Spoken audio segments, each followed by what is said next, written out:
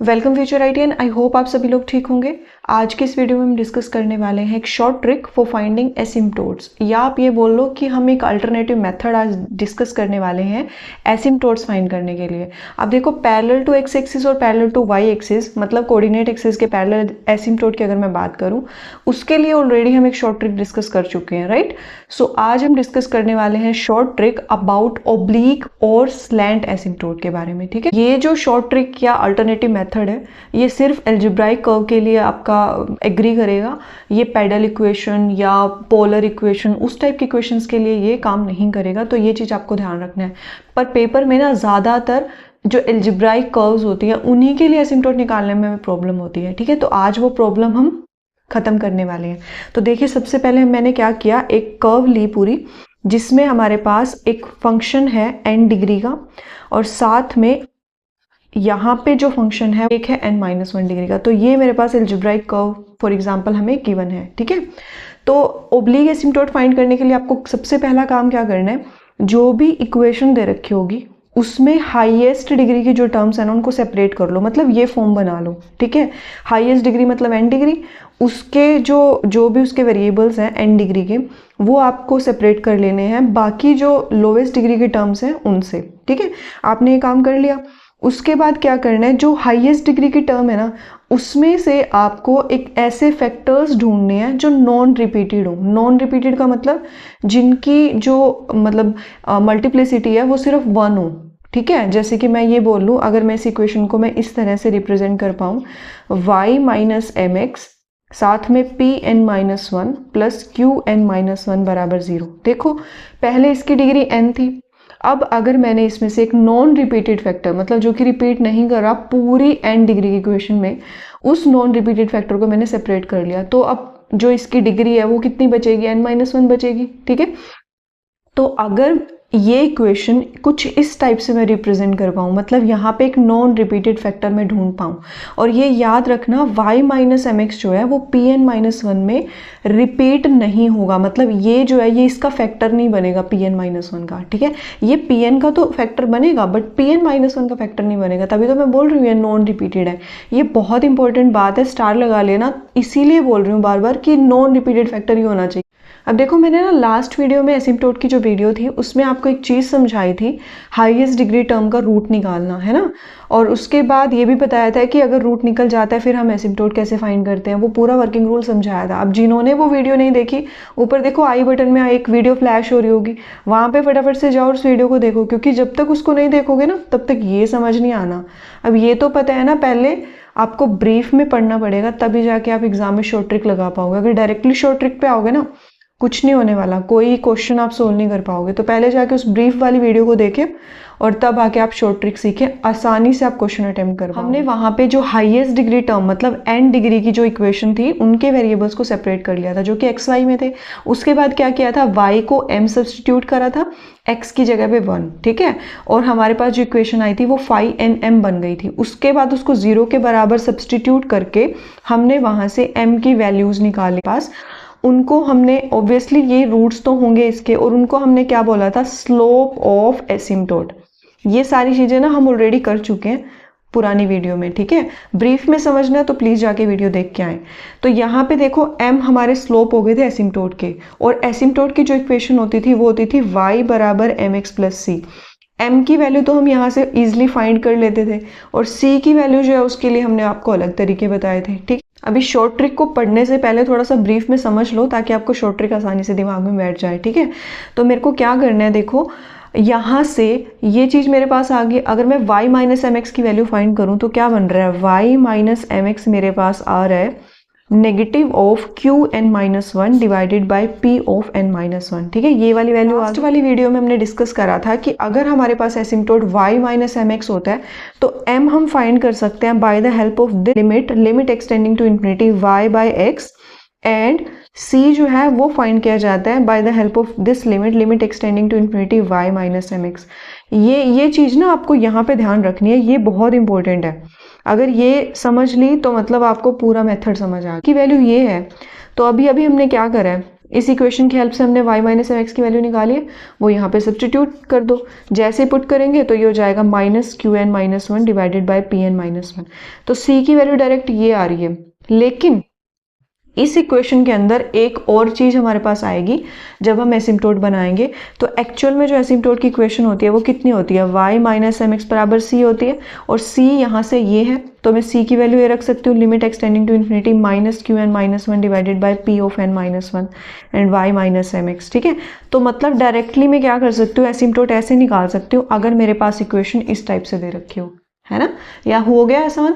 But यहाँ पे एक चीज़ और ध्यान रखनी है, वो क्या है, हमने m की ऐसी वैल्यू लेनी है such that limit extending to infinity y by x हमारा फाइनाइट क्वांटिटी आ जाए। ठीक है, तो मैंने जैसे limit extending to infinity y by x पे लगाई तो इसकी वैल्यू कितनी आ रही है, m, राइट। तो आपको ये लिमिट भी यहाँ पे याद रखनी है। अब देखो लिमिट एक्सटेंडिंग टू इन्फिनिटी तो आपको बार बार लिखने की जरूरत नहीं है, तो इसको मैं कुछ इस तरीके से लिख सकती हूँ कि हमारे पास जो एसिम्प्टोट आएगा ना वो आएगा mx is equals to limit extending to infinity and y by x tends to m minus q N minus one and p N minus one. ये शॉर्ट ट्रिक कैसे हुई, अब पहले जो आप करते थे वो आप m अलग से फाइंड करते थे, रूट्स निकालते थे, फिर c की value by the help of some formula आप c फाइंड करते थे। ठीक है, बट यहाँ पे आपको कोई फॉर्मूला लगाने की ज़रूरत नहीं है, आपको जस्ट क्या करना है, जो भी इक्वेशन दे रखी होगी उसमें आप y माइनस एम एक्स को यहीं पे रखोगे, बाकी सारी इक्वेशन को राइट हैंड साइड में शिफ्ट कराओगे, लिमिट एक्सटेंडिंग टू इन्फिनिटी वहाँ लगाओगे and y by extending to m आप लिमिट लगा दोगे। दोनों लिमिट्स लगा के सोल्व करोगे, जो भी वैल्यू आएगी वो y माइनस वो c की वैल्यू आ जाएगी। तो जो एसिम्प्टोट बनेगा वो ये बन जाएगा y माइनस एम एक्स बराबर c, और c आप यहाँ से फाइंड कर रहे हो, राइट। तो आपको कुछ नहीं करना, आप m नहीं निकालोगे या कुछ भी नहीं निकालोगे, बस आपको ये इक्वेशन सोल्व करनी है। एक तो ये बात होगी कि अगर नॉन रिपीटेड फैक्टर ना हुआ तो मतलब ये भी हो सकता है ना कि आपके पास इक्वेशन कुछ इस टाइप की हो, y माइनस एम एक्स का स्क्वायर हो, ठीक है, और यहाँ पे जो आपकी डिग्री है वो n माइनस टू हो जाएगी, क्योंकि देखो 2 डिग्री है और ये n माइनस टू है, तभी तो n डिग्री बनेगी ना। उसके बाद यहाँ पे क्यू एन माइनस वन बराबर 0 दे रखो, तो अगर इस टाइप की इक्वेशन है तो वहाँ पे तो आप डायरेक्ट बोल दोगे कि y माइनस एम एक्स के लिए कोई एसिम्प्टोट एग्जिस्ट नहीं करेगा। ये तो बिल्कुल क्लियर है, ठीक है, कि यहाँ पे कोई भी एसिम्प्टोट एग्जिस्ट नहीं करेगा। बट अगर आपको इस इक्वेशन की जगह इक्वेशन दे रखी हुई y minus M X square P N minus two plus Y minus M X Q N minus two plus में some function of n minus two बराबर 0, अगर आपको ये इक्वेशन दे रखी हुई ना, मतलब साथ में एक कम डिग्री की और वेरिएबल जो है वो दे रखे हुए, तब यहाँ से आप y माइनस एम एक्स के लिए एसिम्प्टोट निकाल सकते हो। और क्योंकि यहाँ पे पावर 2 है तो आपको दो ऐसे एसिम्प्टोट मिलेंगे जो y माइनस एम एक्स के पैरेलल होंगे। ठीक है, तो ये बहुत इंपॉर्टेंट कोरोलरी है, यूज़ हो सकती है। ठीक है, अभी हम सेकंड कोरोलरी पे मूव करते हैं। सेकंड कोरोलरी क्या कहती है, अगर आपको जो इक्वेशन है, मतलब जो ये रिपीटेड फैक्टर्स हैं, अगर वो इस फॉर्म के दे रखे हुए ax plus B Y plus C, ठीक है, ax plus B Y plus C type का आपको नॉन रिपीटेड फैक्टर दे रखा हुआ P N minus one and Q N minus one बराबर 0 इक्वेशन में, तब आप कैसे फाइंड करोगे, वही सेम करना है, ax plus B Y plus c is equals to limit x tending to infinity minus q N minus one divided by p N minus one. बस यहाँ पे आपको ध्यान रखना है, वहाँ पे हम m बोलते थे, यहाँ पे होएगा माइनस a बाय b, सिर्फ ये आपको ध्यान रखना है। बाकी सारा जो वैल्यू है वो वही है जो हमने y बराबर mx के लिए की थी, mx प्लस c के लिए। ठीक है, तो देखिए अगर हमें इस टाइप का कोई भी कर्व दे रखी हो जिसमें यहाँ पे n डिग्री की इक्वेशन हो और n माइनस वन डिग्री की इक्वेशन जो है वो नहीं दे रखी हो, स्किप्ड है, और n माइनस टू डिग्री सीधा दे रखा है हमें। ठीक है, अगर इस टाइप की इक्वेशन दे रखी होगी तो आपको जस्ट क्या करना है, fn के जितने भी आपके लीनियर फैक्टर्स बन रहे हैं सबको 0 के इक्वल पुट करके वो सारे एसिम्प्टोट्स बन जाएंगे। ठीक है, n डिग्री की इक्वेशन है, ऑब्वियसली n एसिम्प्टोट्स तक हो सकते हैं, तो जितने भी इसके लीनियर फैक्टर्स होंगे, फॉर एग्जांपल मैंने लीनियर फैक्टर्स ले लिए L1 L2 L3 up to Ln plus Fn minus two बराबर 0, तो सारे जितने भी लीनियर फैक्टर्स हैं L1 L2 L3 सबको आप 0 के बराबर पुट करोगे सारे के सारे एसिम्प्टोट्स हो जाएंगे। हाँ जी, तो this is your example number 1। इसको हम सॉल्व करते हैं अल्टरनेटिव मेथड से या फिर आप बोलो शॉर्ट ट्रिक से, ठीक है। तो सबसे पहले तो मैंने आपको पहले भी बताया हुआ है कि जब भी आप एसिम्प्टोट फाइंड करते हो ना, सबसे पहला काम आपको क्या करना है, जो भी कोऑर्डिनेट एक्सिस के पैरेलल एसिम्प्टोट होते हैं उनको आप फाइंड कर लो। तो पहले मैं एसिम्प्टोट फाइंड कर रही हूँ पैरेलल टू एक्स एक्सिस के लिए। जो भी एक्स एक्सिस की हाईएस्ट पावर आपको दिखेगी ना पूरी इक्वेशन में, जैसे इस इक्वेशन में देखो एक्स की हाईएस्ट पावर जो है वो 2 है, उसके कफिशिएंट को चेक करो। यहाँ पे एक्स स्क्वायर का कफिशिएंट कितना है, वाई है, और कहीं एक्स स्क्वायर नहीं है, तो इकलौता कफिशिएंट वाई है। आप उस कफिशिएंट को 0 के इक्वल सब्स्टिट्यूट कर दो।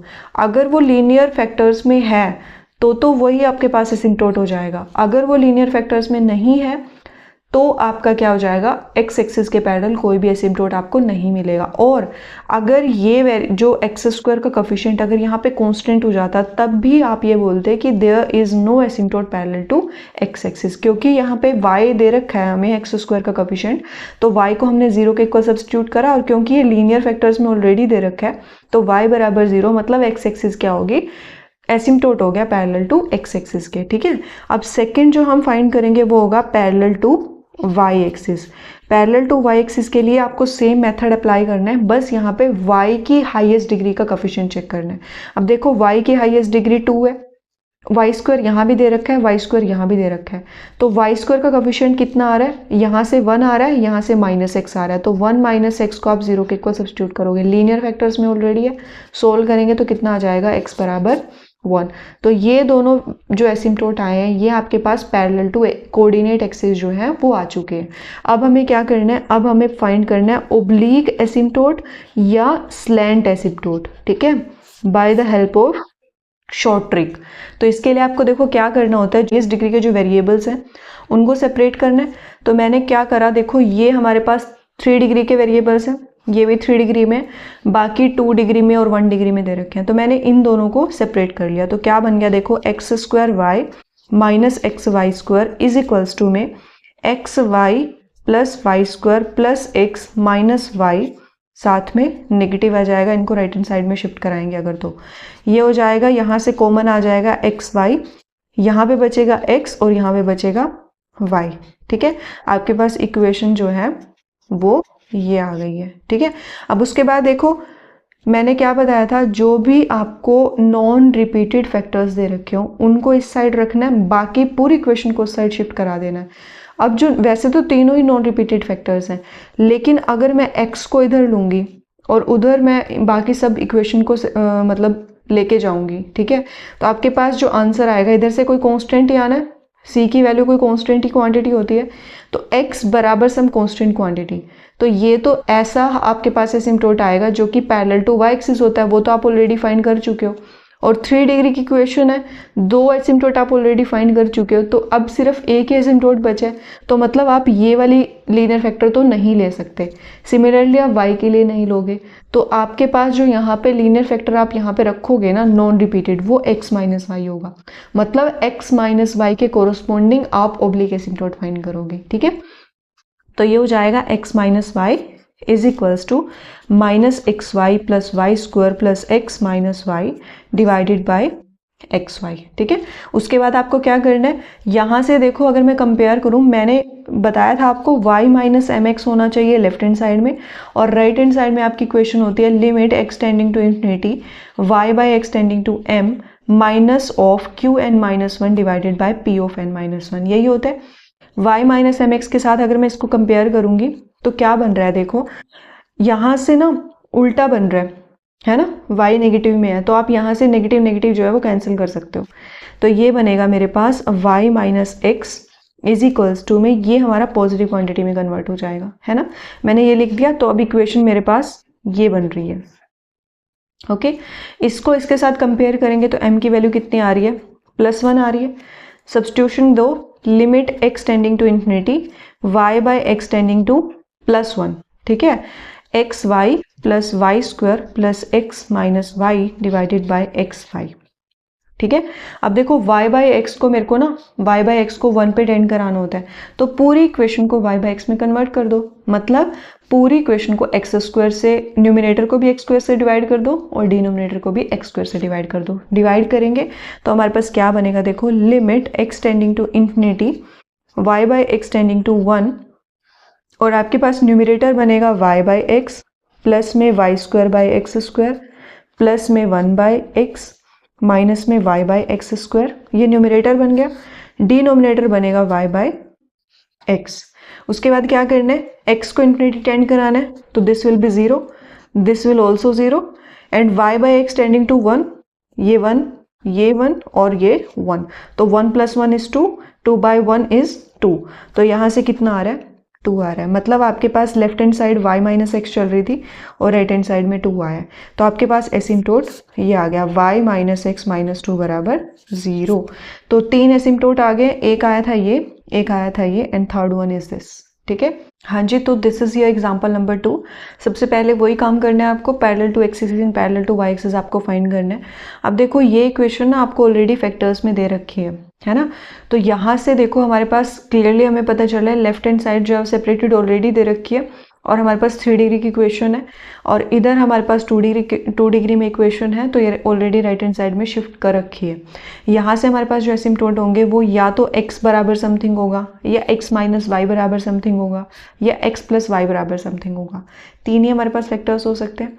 तो यहाँ से हम क्या कर लेंगे, सबसे पहले x बराबर जो वैल्यू होती है वो हम फाइंड कर लेंगे और x बराबर समथिंग जो वैल्यू होती है वो क्या होता है, पैरेलल टू y एक्सिस। तो पैरेलल टू y एक्सिस के लिए हम एसिम्प्टोट निकाल लेंगे।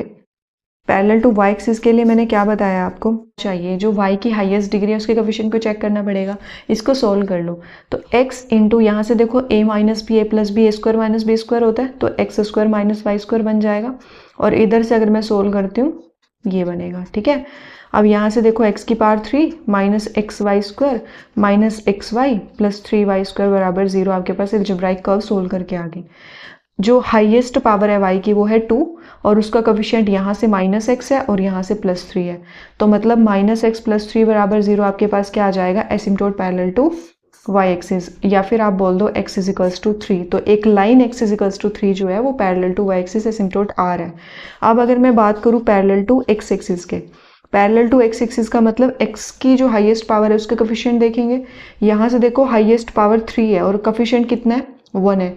मैंने बताया था कि अगर हाईएस्ट पावर का कोएफिशिएंट जो है वो कांस्टेंट हो तो there will be no asymptote parallel to that coordinate axis, तो there is no asymptote parallel to x axis. ठीक है, अब हम फाइंड करेंगे ओब्लिक एसिम्प्टोट या स्लैंट एसिम्प्टोट। ठीक है, उसके लिए मैंने आपको क्या बोला था, जो भी लीनियर फैक्टर्स है उनको लेफ्ट हैंड साइड में रखना है, बाकी सबको राइट हैंड साइड में। ये ऑलरेडी दे रखा है हमें।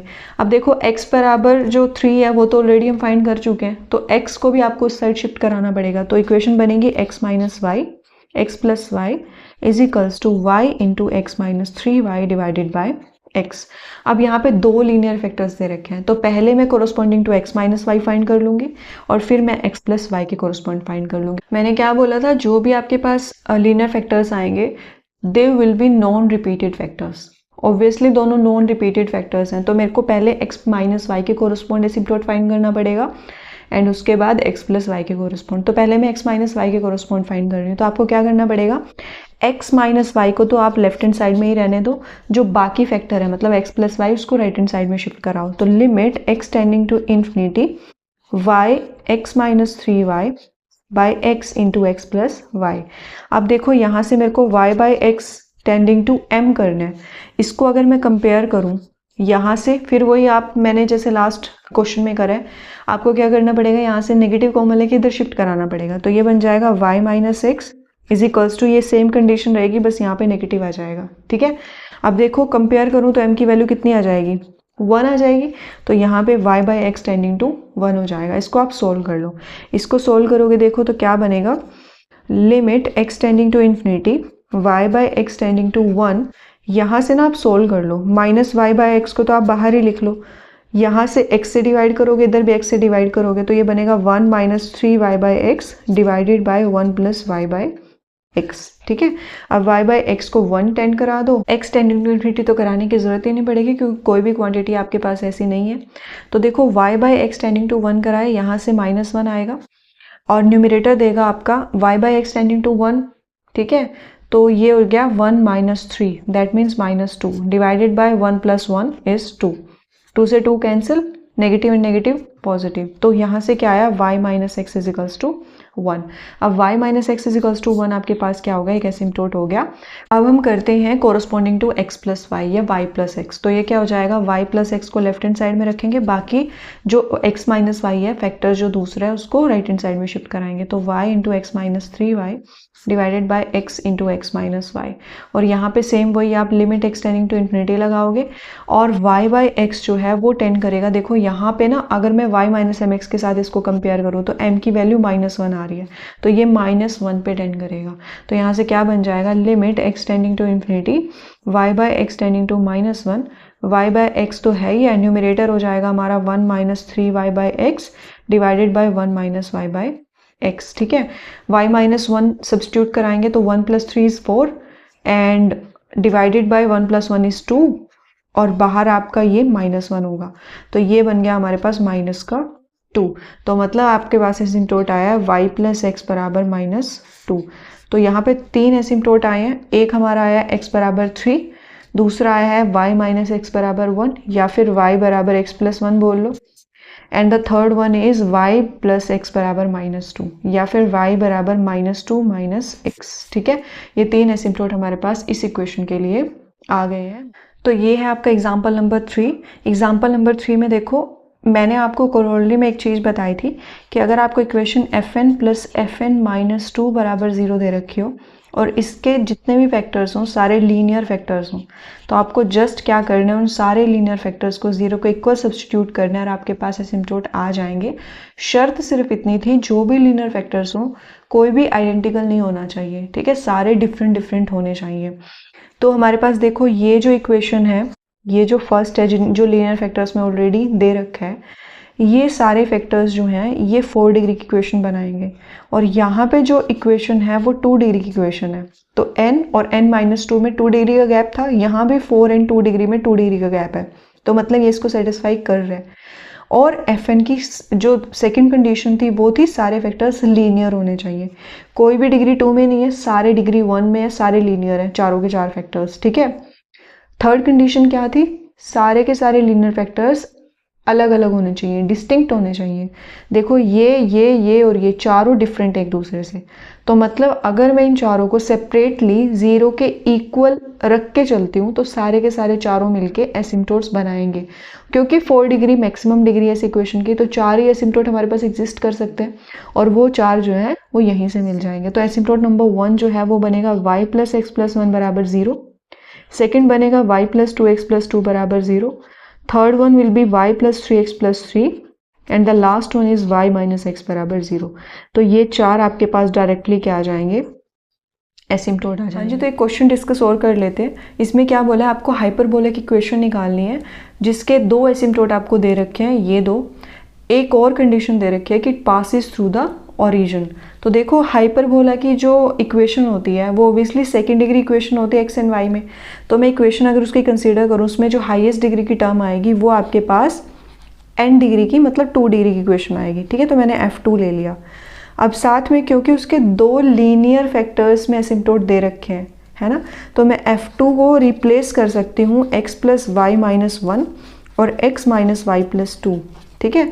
और मैंने आपको एक कोरोलरी बताई थी जब हम स्लैंट एसिम्प्टोट के बारे में पढ़ रहे थे, अल्टरनेटिव मेथड, कि अगर यहाँ पे 2 डिग्री की इक्वेशन है तो यहाँ पे उससे 2 डिग्री कम की इक्वेशन आएगी, मतलब यहाँ पे f0, अगर यहाँ पे 2 डिग्री की इक्वेशन है तो यहाँ पे 0 डिग्री की इक्वेशन आएगी, और 0 डिग्री की इक्वेशन क्या होती है, कोई भी कांस्टेंट, तो मतलब यहाँ पे कोई भी कांस्टेंट हो सकता है। ये मैंने अपने अजम्पशन से बना ली इक्वेशन कि ये हमारे पास हाइपरबोलिक इक्वेशन आएगी, क्योंकि उसके 2 एसिम्प्टोट दे रखे हैं, तो दोनों ऐसे मल्टीप्लिकेशन में लीनियर फैक्टर्स में है तो ऐसे ही होंगे, और प्लस में उससे 2 डिग्री कम की इक्वेशन आएगी, मतलब कोई कांस्टेंट आएगा, ठीक है। ये मैंने बना ली अपने हिसाब से इक्वेशन।